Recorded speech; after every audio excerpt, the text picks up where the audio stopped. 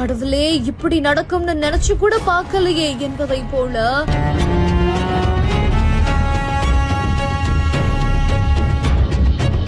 நெஞ்சையை பதைக்க வைக்கும் சிசிடிவி காட்சி.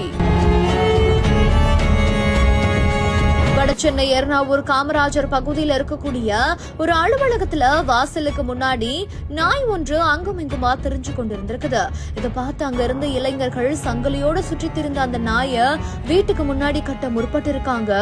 அப்போ இம்மானுவேல் அப்படின்ற 24 வயதான இளைஞரை அந்த நாய் விரட்டி கடிச்சிருக்குது. உடனடியா அங்க இருந்த அவங்க நாய்கிட்ட இருந்து இளைஞரை காப்பாத்திருக்காங்க. இதுல காயமடைந்த இளைஞர் உடனடியா தனியார் மருத்துவமனைக்கு செல்லப்பட்ட நிலையில அவருக்கு முதுகு பகுதியில பலத்தமான காயம் ஏற்பட்டதா சொல்லப்படுது. சுற்றி திரிந்த வாயில்லா ஜீவனை கட்டலாமே அப்படின்னு போன இளைஞருக்கு இப்படி ஆகணும்னு நினைக்கலையே அப்படின்ற மாதிரியாதான் இந்த ஒரு சம்பவம் அந்த பகுதியில பெரும் சோகத்தை ஏற்படுத்தி இருக்குது.